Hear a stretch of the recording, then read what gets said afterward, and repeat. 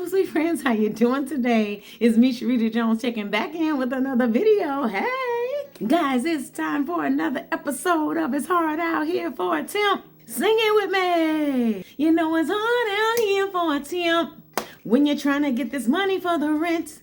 You know it's hard out here for a temp when you're trying to get this money for the rent. Guys, here's another chapter in my series, It's Hard Out Here for a Temp.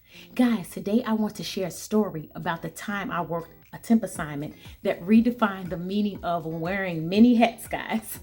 It's a tale of confusion, exhaustion, oh my God, and a workplace that couldn't quite figure out what they wanted from me. I call this one the temp who wore too many hats. It started like most temp assignments do, guys. You know the story from previous episodes. With an urgent phone call from my recruiter. They need someone ASAP, she said. It's a lady recruiter this time, guys. It's a small office and they just lost their administrative assistant. Dun, dun, dun, dun. You'll be filling in until they find a permanent hire. How is that? How are you gonna send me over there as a temp to help out until they find a permanent hire when you could put me in that assignment, right? And hire me. Well, welcome to the day in the life as a temp. Welcome to my world as a temp. The recruiter said it should be straightforward. Just answer phones, schedule appointments, and keep things organized. Answer phones, schedule appointments, and keep things organized. She said, sounds simple enough, right? This is what she said, and that's what I repeated. Not realizing what I was walking into, guys, as usual. You've seen the previous episodes. I showed up on my first day, and I was greeted by Diane, the office manager. She looked relieved to see me. Thank goodness you're here, she said.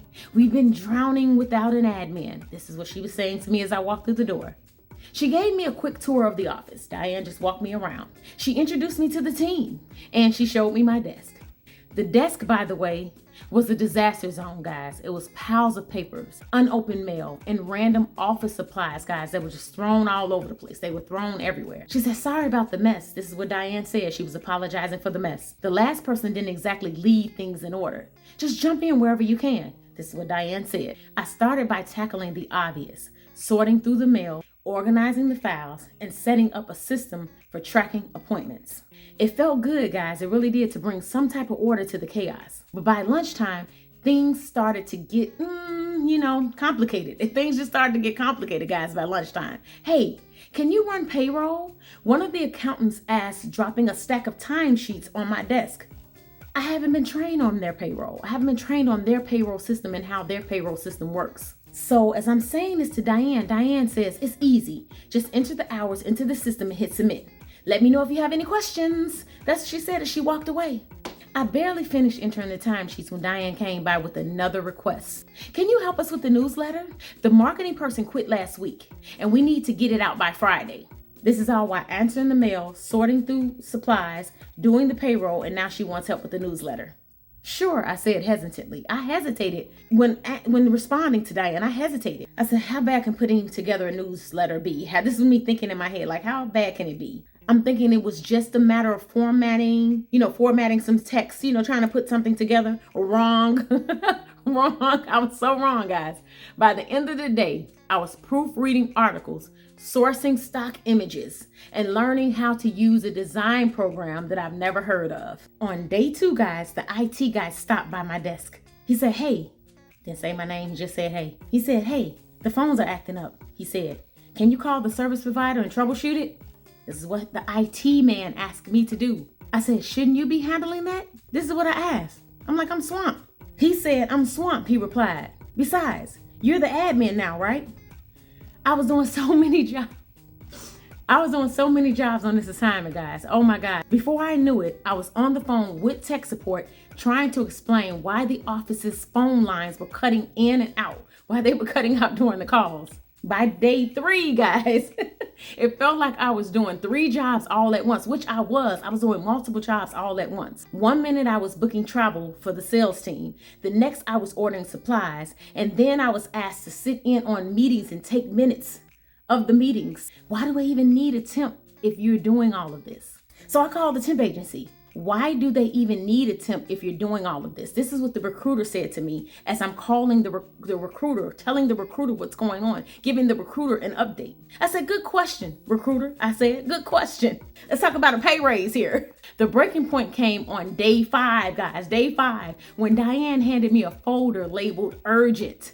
We need someone to analyze these survey results and create a presentation for Monday's staff meeting, she said. This is what Diane wanted me to do on top of all the other assignments that she wanted me to have done by Friday. I blinked at her. I literally blinked.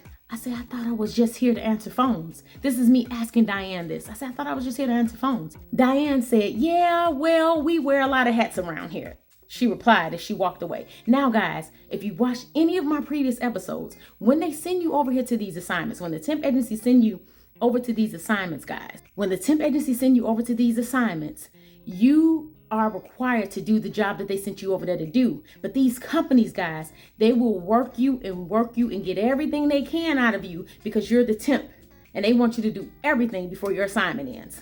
If you don't decide to call the temp agency and say, look here, they are overworking me and they're just dumping stuff on me because they don't want the stuff on their desk, so they'll dump it on you to do. And you have to keep in mind, guys, you may be a superhero, but you're only one person. And there's only 8 hours in a day, plus breaks, plus lunch, plus bathroom time.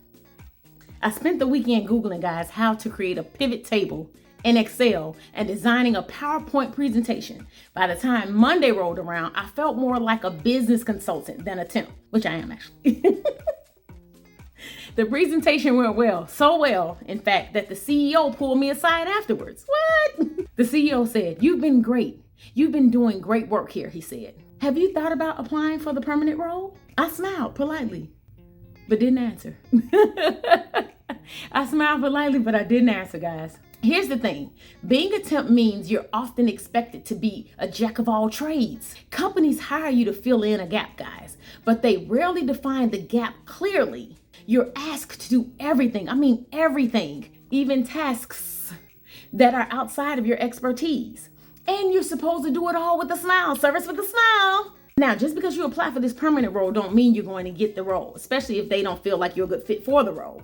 Just a friendly FYI. And I can't take the job if the temp agency don't approve of it because I work for the temp agency. And if I want to continue to work for the temp agency, I got to get the temp agency approval because the temp agency want to get paid for me taking that assignment if that job was offered to me permanently. I hope that makes sense. By the time my assignment ended, I learned how to run payroll, troubleshoot phone systems, design newsletters, analyze survey data, etc.